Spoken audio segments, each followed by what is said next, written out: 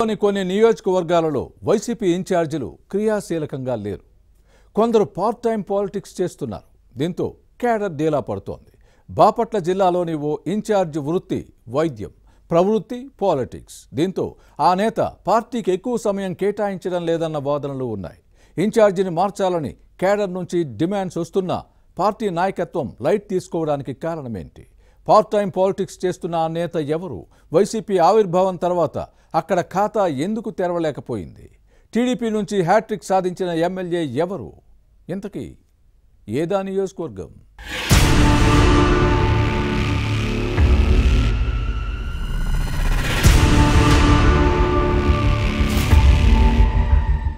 ఏపీలో కొన్ని నియోజకవర్గాల్లో వైసీపీ ఇన్ఛార్జీలు క్రియాశీలకంగా లేరు. ముఖ్యంగా కొత్తగా రాజకీయాల్లోకి వచ్చి గత ఎన్నికల్లో ఓటమితో చేతులు కాల్చుకున్నవారు ఎందుకొచ్చిన రాజకీయాలు, సొంత వృత్తి, వ్యాపారాలు చేసుకుంటేనే మేలు అన్న ఆలోచనలో ఉన్నారు.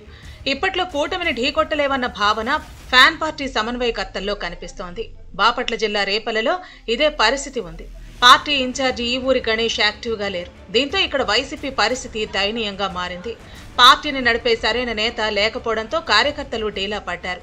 2024 ఎన్నికలు జరిగిన 16 నెలల్లోపే రేపల్లిలో వైసీపీ ప్రాబల్యం గణనీయంగా తగ్గిపోయింది. ఉనికి ప్రమాదంలో పడుతోందన్న వాదనలు ఉన్నాయి. నియోజకవర్గంలో దాదాపుగా జెండా పీకేసే పరిస్థితి వచ్చిందని అంటున్నారు. సీన్ పూర్తిగా రివర్స్ అవుతోంది. గత ఎన్నికల్లో కూటమి తిరుగులేని మెజార్టీని సాధించడంతో వైసీపీ అని చెప్పుకునేందుకు లీడర్లు ఎవరూ ముందుకు రాని పరిస్థితి ఉన్నట్టు చెప్పుకుంటున్నారు. వైసీపీ జెండా పట్టుకునే వారే కరువయ్యారన్న ప్రచారం జరుగుతోంది.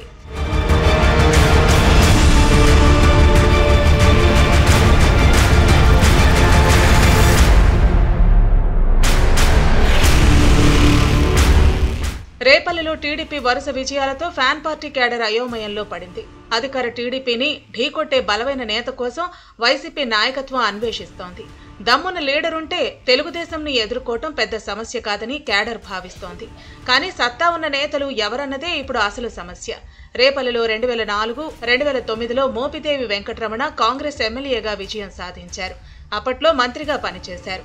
వైసీపీ ఆవిర్భావం తర్వాత పార్టీలో చేరారు.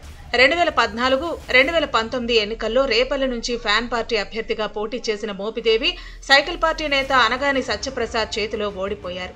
గత ఎన్నికల్లో సామాజిక వర్గాల ప్రయోగం చేసిన వైసీపీ అధిష్టానం రేపల్లి నుంచి గౌడ కమ్యూనిటీ నేత ఈ ఊరి గణేష్ ను బరిలోకి దింపినా అనగాని సత్యప్రసాద్ చేతిలో పరాజయం తప్పలేదు.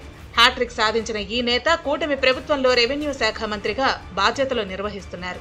మరోవైపు గత ఎన్నికల్లో ఫ్యాన్ పార్టీ టికెట్ దక్కని మాజీ మంత్రి మోపిదేవి వెంకటరమణ పార్టీకి రాజీనామా చేసి టీడీపీలో చేరారు. ఆ నేత అనుచరులు కూడా పసుపు కండువా కప్పుకున్నారు. దీంతో రేపల్లి నియోజకవర్గంలో వైసీపీ ఉనికే ప్రశ్నార్థకంగా మారిందన్న వాదనలు ఉన్నాయి. ఇక గత ఎన్నికల్లో ఓడిపోయిన ఈ ఊరి గణేష్ మాత్రమే రేపల్లి నియోజకవర్గం ఫ్యాన్ పార్టీకి దిక్కు అయ్యారు.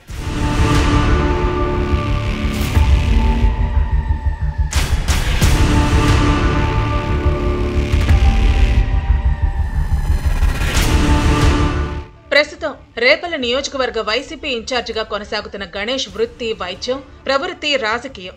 వైద్యుడిగా మంచి పేరున్న గణేష్ పార్టీ కార్యక్రమాల్లో చురుగ్గా పాల్గొనలేకపోతున్నారని కార్యకర్తలు భావిస్తున్నారు. పార్ట్ టైం పాలిటిక్స్ చేస్తున్నారన్న వాదనలు ఉన్నాయి. కేడర్కు జోష్ నింపే విధంగా ఎలాంటి కార్యక్రమాలు చేపట్టలేకపోతున్నారు. రాష్ట్ర కమిటీ పిలుపునిచ్చే 1-2 కార్యక్రమాలు మినహా అధికార పార్టీకి వ్యతిరేకంగా ప్రోగ్రామ్స్ లేవని సొంత పార్టీ కార్యకర్తలే అంటున్నారు. ఫ్యాన్ పార్టీ కార్యకర్తలతో జోష్ నింపే పార్టీని సమర్థవంతంగా ముందుకు నడిపించేందుకు నాయకత్వాన్ని మార్చాలని కేడర్ కోరుకుంటోంది. అయితే ప్రస్తుతం అధిష్టానం మాత్రమే ఎటువంటి సంకేతాలు పంపకపోవడంతో కేడర్లో నైరాశ్యం నెలకొంది. గ్రామీణ ప్రాంతాల్లో వర్గ రాజకీయాలకు కేర్ ఆఫ్ అడ్రస్ గా ఉన్న రేపల్లి నియోజకవర్గంలో వచ్చే ఎన్నికల నాటికైనా విజయం సాధించేలా ప్రణాళికలు రూపొందించాల్సిన అవసరం ఉందని కార్యకర్తలు భావిస్తున్నారు. ఇప్పటి నుంచి పార్టీని బలోపేతం చేసుకుంటూ కూటమి ప్రభుత్వ విధానాలపై గట్టిగా పోరాడే నాయకుడుంటే తామంతా ఉద్యమించేందుకు సిద్ధమని కార్యకర్తలు అంటున్నారు. ఆ దిశగా అధిష్టానం నిర్ణయం తీసుకుంటుందా, నాయకత్వ మార్పిడి చేస్తుందా లేదా అన్నది చూడాలి.